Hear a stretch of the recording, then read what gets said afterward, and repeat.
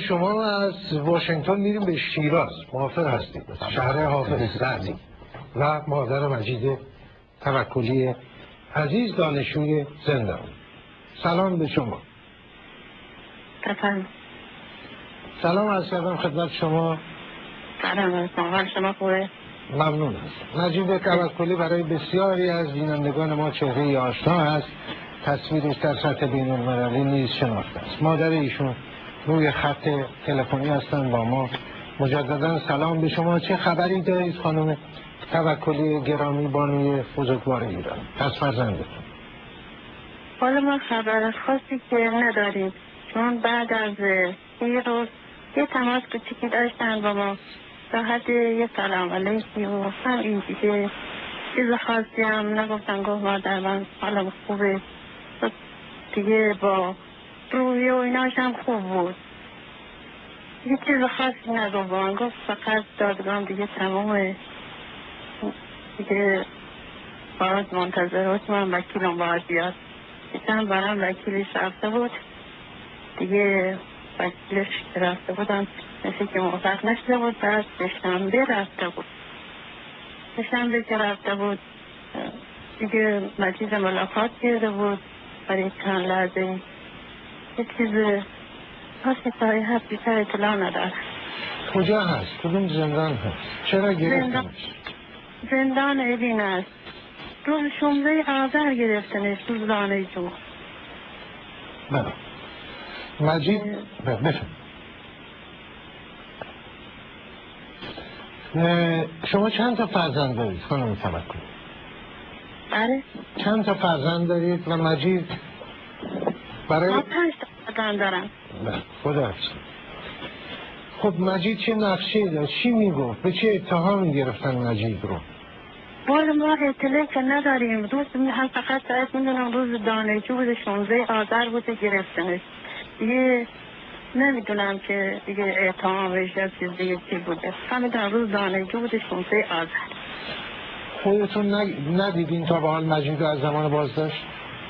نه، من هیچ اصلا هیچ اطلاعی هیچ رسش ندارم. فقط دیگه گفتم زندان اوینه دیگه، چون من خودم بیمارم نمیتونم برم. برادرش با پدرش پیگیری، پدرشم که مریض بیماره، بیش کمر داره، بیشتر برادرش پیگیری میکنه.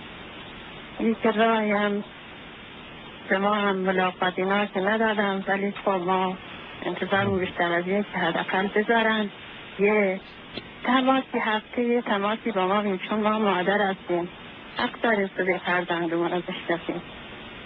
یه مادر بسیم انتظار فرزنده که یه عرضی بیشتر فکر میکنم. هم مجید زندان است و خانواده ما هم زندان است. مادر قلبی در زندانه دیگه. دیگه نمیتونم بگم که من از مسئولان جمهوری اسلامی چی میخواد؟ چه خاصی داره؟ حالا مثلا که این دانشگاه ایجور نباشه و این دانشگاه دیگه مشکلشون حل کنن، که نخواد ایجور باشه دیگه مادرات چشم انتظار باشن دیگه. یه اعتقاد مثلا شما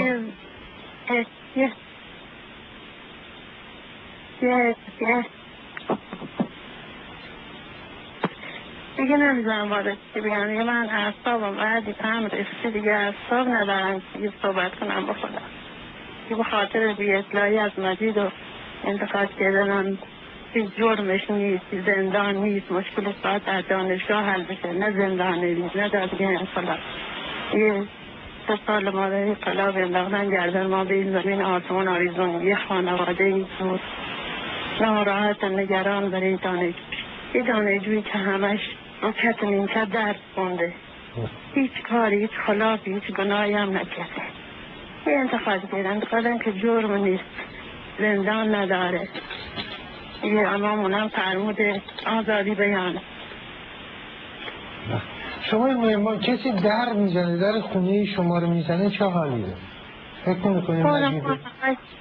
ما همه چشم انتظار مجید هستیم. تلفن ما زنگ میزنیم هیچ ساعت مجید زنگ بزنه بگیم چه بگیم. همه چشم انتظار مجیدیم. یه مادر چه میخواد؟ فقط صدای فرزند چه میخواد بشنفه. دیگه میدونی که برای یه مادر خیلی سخته، چشم گریون، قلب خسته، چشم انتظار فرزندشه. همه جور از خانواده تو دانشگاه بوده، انتظار میکشی که زنگ بهش بزنن، نه یه جور شکنجه و ناراحتی بکشی یه مادر برای فرزنده. یه من میخوام اینه که میتونن مشکلاتی دانشگاه رو حل کنه، دانشگاه دیگه بیشتر از این زندان نکشن. هر جوری خودشون تلاش میدونن، دانشگاه یه درس خوندنه، نه دیگه که همش بخوام زندان بکشن و ناراحتی خانواده ها و مادران چشم انتظار و دیگه اینا. سپاسگزار هستیم خانم توکلی گرامی، بانوی ایرانی، مادر عزیز. با سپاس بسیار از شما.